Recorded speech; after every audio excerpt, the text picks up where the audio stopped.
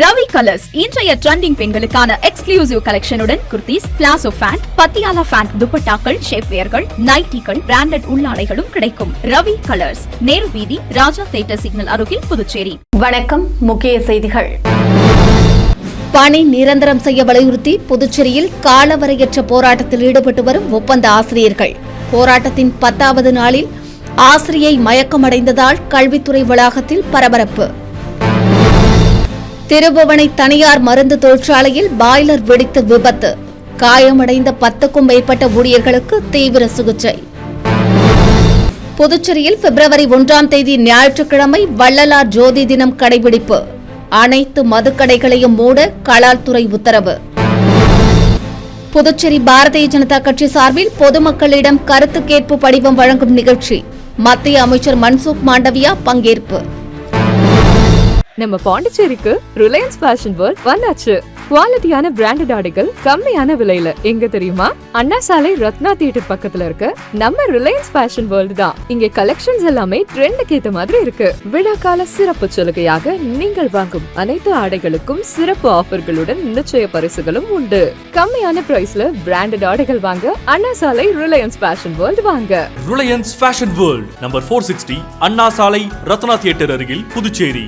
இனி விரிவான செய்திகள். புதுச்சேரியில் பணி நிரந்தரம் செய்ய வலியுறுத்தி 11வது நாளாக போராட்டத்தில் ஈடுபட்டுள்ள ஒப்பந்த ஆசிரியர்களின் போராட்டத்தில் ஆசிரியை மயக்கமடைந்த நிலையில் லட்சிய ஜனநாயக கட்சி மகளிர் அணி தலைவி பிரபாதேவி அவரை தனது வாகனத்தில் கதிர்காமம் அரசு மருத்துவமனையில் சிகிச்சைக்கு அனுமதித்தார். புதுச்சேரி அரசு பள்ளிகளில் ஒப்பந்த அடிப்படையில் பணியாற்றி வரும் கௌரவ விரிவுரையாளர்கள், கௌரவ பட்டதாரி ஆசிரியர்கள், கௌரவ பட்டதாரி மொழி ஆசிரியர்கள் என 292 ஆசிரியர்கள் பணி நிரந்தரம் செய்ய வலியுறுத்தி கடந்த 21ஆம் தேதி முதல் புதுச்சேரி அரசின் பள்ளிக் கல்வித்துறை வளாகத்தில் காலவரையற்ற தொடர் போராட்டத்தில் ஈடுபட்டுள்ளனர். கடந்த 11 நாட்களாக தொடர் போராட்டத்தில் ஈடுபட்டு வரும் ஆசிரியர்கள் பணி நிரந்தரம் செய்ய வலியுறுத்தி வரும் நிலையில் அவர்களுக்கு பல்வேறு அரசியல் கட்சித் தலைவர்கள், சமூக நல அமைப்பினர் மற்றும் சமூக ஆர்வலர்கள் ஆதரவு தெரிவித்து வருகின்றனர். மேலும் போராட்டத்தில் ஈடுபட்டுள்ள ஆசிரியர்கள் தங்கள் கோரிக்கையை பாடல் மூலம் வலியுறுத்தினர். தொடர்ந்து குடும்பத்தினருடன், குழந்தைகளுடனும் போராட்டத்தில் ஈடுபட்டு வருகின்றனர். இந்நிலையில் 30ஆம் தேதி போராட்டத்தில் ஈடுபட்ட ஆசிரியை மயக்கமடைந்த நிலையில் கல்வித்துறை வளாகத்தில் சிறிது நேரம் பரபரப்பு ஏற்பட்டது. தகவல் அறிந்த லட்சிய ஜனநாயக கட்சி மகளிர் அணி தலைவி பிரபாதேவி உடனடியாக கல்வித்துறை வளாகத்திற்கு நேரில் சென்று மயக்கமடைந்த ஆசிரியையை மீட்டு தனது வாகனத்தில் கதிர்காமம் அரசு மருத்துவமனையில் சிகிச்சைக்கு அனுமதித்தார். அங்கு அவருக்கு சிகிச்சை அளிக்கப்பட்டு வருகிறது. இந்நிலையில் செய்தியாளர்களை சந்தித்த அவர், தலைவர்களை உருவாக்கும் முக்கிய பணிகளில் ஈடுபடும் ஆசிரியர்கள் தங்களுக்கு பணி நிரந்தரம் செய்ய வலியுறுத்தி வருவதாகவும் அவர்களின் நியாயமான கோரிக்கையை அரசு பரிசீலனை செய்யாமல் காலம் கடத்தி வருவது வேதனை அளிப்பதாகவும் தெரிவித்தார். உடனடியாக ஆசிரியர்களின் நலன் கருதி பணி நிரந்தரம் செய்ய நடவடிக்கை எடுக்க வேண்டும் என்றும் அவர் கேட்டுக் கொண்டார். லட்சிய ஜனநாயக கட்சியின் தலைவர் ஜோஸ் சார்லஸ் மார்டின் அவர்கள் கடந்த 2 நாட்களுக்கு முன்பு ஆதரவு தெரிவித்தார் ஆசிரியர்களுடைய போராட்டத்துக்கு. அதன் பிறகு ஜேசிபி மன்ற தலைவர் ரீகன் ஜான்குமார் ஆதரவு தெரிவித்தார். இன்று மகளிர் அணி சார்பாக நானும் எனது சக நிர்வாகிகளும் ஆதரவு தெரிவிச்சிருக்கிறோம். இந்த அரசு உடனடியாக ஆசிரியர்களுடைய குறைகளை கேட்டு அதில் கவனம் செலுத்தி அவங்களுக்கான பணியாணையை வெளியிடணும் அப்படின்றது தான் எங்களுடைய கோரிக்கை. இன்னைக்கு நடந்த சம்பவம் என்னன்னா, அந்த போராட்ட காலத்தில் ஒரு ஆசிரியர் மயங்கி விழுந்துட்டாங்க. அவங்கள நம்ம அந்த ஸ்பாட்ல இருந்ததுனால உடனடியாக மருத்துவமனைக்கு கூட்டிட்டு வந்துட்டோம். உள்ள சிகிச்சை போயிட்டு இருக்குது, மருத்துவ சிகிச்சை. அந்த ஆசிரியர்கள் ஒவ்வொரு நாளும் ஒவ்வொரு விதமான கண்ணீரோட இருக்கிறாங்க. அவங்களுடைய போராட்டம் மிகுந்த மனவேதனையா இருக்குது. வெளியில இருந்து பாக்குற நம்மளுக்கே மனவேதனையை கொடுக்குது. அந்த அளவுக்கு குடும்பத்தை விட்டுட்டு பிள்ளைகளை விட்டுட்டு வந்திருக்கிறாங்க. இன்னைக்கு பல தலைவர்களை உருவாக்கக்கூடிய தகுதி படைத்த ஒரு ஆள் யாருன்னு கேட்டா ஆசிரியர்கள் பணிதான். அந்த ஆசிரியர்கள் நம்ம கண்ணீர்ல விட வச்சுட்டு நம்மளுடைய அரசு எந்த ஒரு மெத்தன போக்கோட செயல்படுதுன்றது கவலைக்குரிய விஷயமா இருக்குது. அதனால அரசு உடனடியா கவனம் செலுத்தி அவங்களுடைய கோரிக்கையை நிறைவேற்றி கொடுக்கணும்னு எல்ஜேகே மகளிர் அணி சார்பாகவும் நாங்க கோரிக்கை வைக்கிறோம். திருபுவனையில் தனியார் மருந்து தயாரிப்பு தொழிற்சாலை பாய்லர் வெடித்து ஊழியர்கள் 10 பேர் காயமடைந்துள்ள சம்பவம் அப்பகுதியில் பெரும் பரபரப்பை ஏற்படுத்தியுள்ளது. புதுச்சேரி திருபுவனையில் உள்ள எலக்ட்ரானிக் தொழிற்பேட்டையில் தனியார் மருந்து தயாரிப்பு கம்பெனி செயல்பட்டு வருகிறது. இதில் புதுச்சேரி மற்றும் தமிழகத்தைச் சேர்ந்த பல ஊழியர்கள் பணியாற்றி வருகின்றனர். இந்நிலையில் கம்பெனியின் முதல் தளத்தில் மருந்து தயாரிக்கும் பவுடர்களில் ஈரப்பதத்தை நீக்க ட்ரை டயர் பாய்லர் உள்ளது. இந்த பாய்லரில் அசிட்டோன் மருந்து கலப்பதன் மூலம் ஈரம் உறிஞ்சப்பட்டு மருந்துகள் தயாரிக்கப்படுகின்றன. இந்நிலையில் 30ஆம் தேதி பிற்பகலில் பயங்கர சத்தத்துடன் பாய்லர் வெடித்தது. இதனால் இரும்பு மற்றும் அலுமினியத்தாலான தளவாடங்கள், கண்ணாடி கதவுகள், பிளாஸ்டிக் மற்றும் மெட்டல் பொருட்கள் உடைந்து தீப்பற்றி இருந்ததில் ஊழியர்கள் 10க்கும் மேற்பட்டோர் காயமடைந்தனர். அவர்களை சக ஊழியர்கள் உடனடியாக மீட்டு மருத்துவமனையில் சிகிச்சைக்கு அனுமதித்தனர். அங்கு அவர்களுக்கு தீவிர சிகிச்சை அளிக்கப்பட்டு வருகிறது. தகவல் அறிந்த திருபுவனை தீயணைப்பு நிலைய அதிகாரி கிருஷ்ணமூர்த்தி தலைமையிலான வீரர்கள் உடனடியாக சென்று தீயை கட்டுக்குள் கொண்டு வந்தனர். விபத்து குறித்து சம்பந்தப்பட்ட துறை அதிகாரிகள் 31ஆம் தேதி ஆய்வு மேற்கொள்ள உள்ளனர். பாய்லர் வெடித்த சமயத்தில் அங்கிருந்த ஊழியர்கள் மதிய உணவு சாப்பிட சென்றதால் அதிர்ஷ்டவசமாக உயிர் தப்பியது குறிப்பிடத்தக்கது. வள்ளலார் ஜோதி தினத்தையொட்டி புதுச்சேரி மற்றும் காரைக்கால் பகுதியில் இயங்கி வரும் அனைத்து மதுக்கடைகளும் பிப்ரவரி 1ஆம் தேதி ஞாயிற்றுக்கிழமை மூடப்பட வேண்டும் என கலால்துறை உத்தரவிட்டுள்ளது. புதுச்சேரி கலால்துறை துணை ஆணையர் மேத்யூ பிரான்சிஸ் வெளியிட்டுள்ள செய்திக்குறிப்பில், புதுச்சேரியில் பிப்ரவரி 1ஆம் தேதி ஞாயிற்றுக்கிழமை வள்ளலார் ஜோதி தினம் கொண்டாடப்படவுள்ள நிலையில் புதுச்சேரி, காரைக்கால் பகுதிகளில் இயங்கி வரும் அனைத்து மதுக்கடைகள், கள், சாராயம் மற்றும் பார் உள்ளிட்ட அனைத்து வகை மதுக்கடைகளும், மது அருந்த அனுமதிக்கப்பட்ட உணவகங்களில் உள்ள பார்களும் மூடியிருக்க வேண்டும் என்று அறிவுறுத்தியுள்ளார். அன்றைய தினம் அனைத்து கடைகளிலும் மது விற்பனைக்கு தடை விதிக்கப்பட்டுள்ளதாகவும், மீறுவோர்கள் மீது புதுச்சேரி கலால் சட்டப்படி நடவடிக்கை எடுக்கப்படும் என்றும் அறிவுறுத்தியுள்ளார். புதுச்சேரியில் பாரதிய ஜனதா கட்சி சார்பில் பொதுமக்களிடம் கருத்து கேட்டு தேர்தல் அறிக்கை தயாரிக்க 4 வாகனங்களை மத்திய அமைச்சர் மான்சுக் மாண்டவியா தொடங்கி வைத்து பொதுமக்களிடம் படிவங்களை வழங்கினார். புதுச்சேரி பாரதிய ஜனதா கட்சி சார்பில் பொதுமக்களிடமிருந்து தேர்தல் அறிக்கை கருத்து கேட்பு நிகழ்ச்சி புதுச்சேரி கடற்கரை காந்தி சிலை அருகே நடைபெற்றது.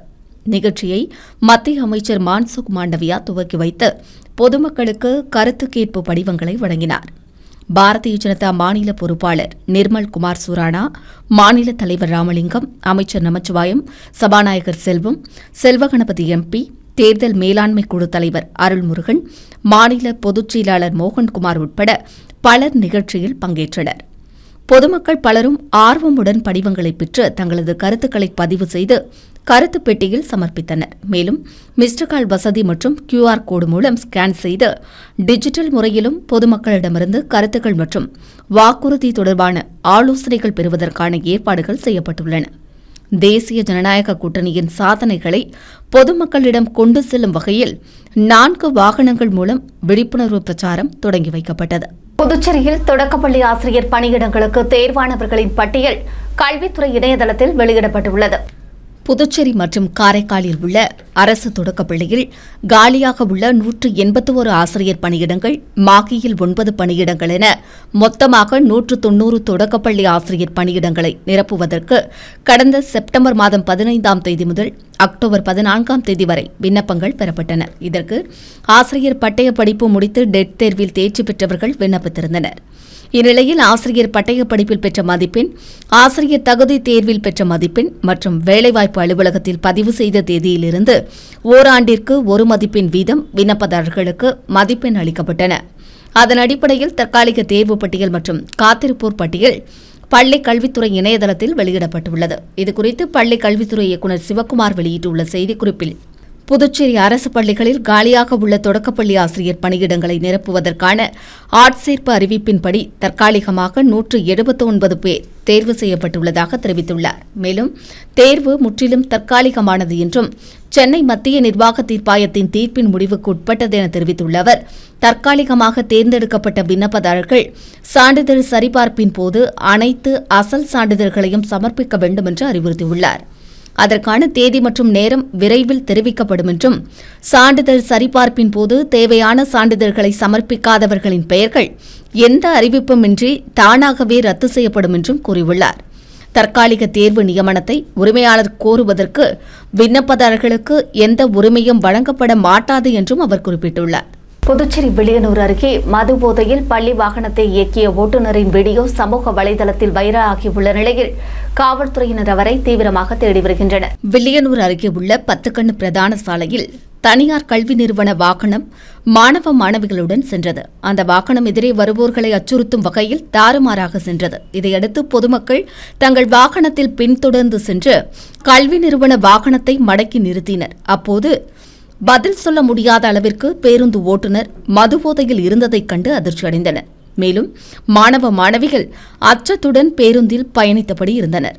இதுகுறித்து ஓட்டுநரிடம் கேட்டபோது பதில் கூறாமல் வாகனத்தை மீண்டும் இயக்கிக் கொண்டு சென்றுள்ளார். இதுகுறித்து பொதுமக்கள் பள்ளி நிர்வாகத்திடம் கேட்டபோது அலட்சியமாக பதிலளித்ததாக கூறப்படுகிறது. இதற்கிடையே ஓட்டுநர் மது போதையில் பள்ளி மாணவ மாணவிகளுடன் வாகனத்தை இயக்கிய வீடியோ சமூக வலைதளத்தில் வைரலாகியுள்ளது. மேலும் இதுகுறித்து தொண்டமானத்தைச் சேர்ந்த தனியார் நிறுவன ஊழியர் சுதாகர் வில்லியனூர் போக்குவரத்து காவல்துறையில் புகார் அளித்துள்ளார். அதன் பேரில் காவல் உதவி ஆய்வாளர் சந்திரகுமார் விசாரணை நடத்தி வருகிறார். விசாரணையில் சம்பந்தப்பட்ட வாகனம் 10 கண்ணு பகுதியில் உள்ள தனியார் பொறியியல் கல்லூரிக்கு சொந்தமானது என்பதும் அந்த கல்வி நிறுவனம் நடத்தும் சிபிஎஸ்இ பள்ளி மாணவ மாணவிகள் அந்த நிறுவனத்தின் பொறியியல் கல்லூரி வாகனத்தில் அழைத்து செல்லப்பட்டதும் தெரியவந்துள்ளது. மேலும் விசாரணையில் மது போதையில் வாகனம் ஓட்டியது தமிழக பகுதியான அம்மனக்குப்பத்தைச் சேர்ந்த வைத்திலிங்கம் என்பதும் தெரியவந்துள்ளது. இதுகுறித்து காவல் உதவி ஆய்வாளர் வழக்கு பதிவு செய்து தலைமறைவாக உள்ள வைத்திலிங்கத்தை வலைவீசி தேடி வருகின்றனர். நாடு முழுவதும் போர்க்கால அடிப்படையில் கருத்தடை திட்டத்தை உடனடியாக செயல்படுத்தினால் மட்டுமே நாய்களை கட்டுப்படுத்த முடியும் என பாராளுமன்றத்தில் செல்வகணபதி எம்பி வலியுறுத்தியுள்ளார். இதுகுறித்து பாராளுமன்ற கூட்டத்தில் பேசிய செல்வகணபதி எம்பி, நாடு முழுவதும் 3 கோடிக்கும் அதிகமான தெருநாய்கள் இருப்பதாக கணக்கிடப்பட்டுள்ளதாக தெரிவித்துள்ளார். அவற்றால் சமூகத்தில் பல பிரச்சினைகள் ஏற்படுவதாகவும், குறிப்பாக குழந்தைகள் மற்றும் முதியவர்களுக்கு நாய்கள் பெரும் அச்சுறுத்தலாக உள்ளது என தெரிவித்துள்ளார். இதை கட்டுப்படுத்த விலங்கு பிறப்பு கட்டுப்பாடு திட்டங்கள் உட்பட பெரிய அளவிலான சீர்திருத்த நடவடிக்கைகள் தேவைப்படுவதாக குறிப்பிட்டுள்ள அவர், நாய்களின் எண்ணிக்கையை குறைக்கவும் ராபிஸை தடுக்கவும் தீவிர திட்டம் செயல்படுத்த வேண்டும் என்று வலியுறுத்தினார். நிலையான தீர்வுகளுக்கு உள்ளாட்சி அமைப்புகள், கால்நடை சேவைகள் மற்றும் தன்னார்வல தொண்டு நிறுவனங்களுக்கு இடையே வலுவான ஒருங்கிணைப்பு அவசியம் என்றும் அவர் குறிப்பிட்டார். மேலும் இரவு நேரங்களில் சுற்றித் திரியும் நாய்களால் வாகன விபத்துகள் ஏற்பட்டு உயிரிழப்புகள் ஏற்படுவதாக தெரிவித்துள்ள அவர், நாய்களை கட்டுப்படுத்த தீவிர முயற்சிகளை உடனடியாக மேற்கொள்ள வேண்டும் என்றும் வலியுறுத்தினார். மேலும் நோய் தாக்கத்தால் பாதிக்கப்பட்டுள்ள நாய்களை தனியாக வைத்து பராமரிக்க நடவடிக்கை எடுக்க வேண்டும் என்றும் வலியுறுத்தினார்.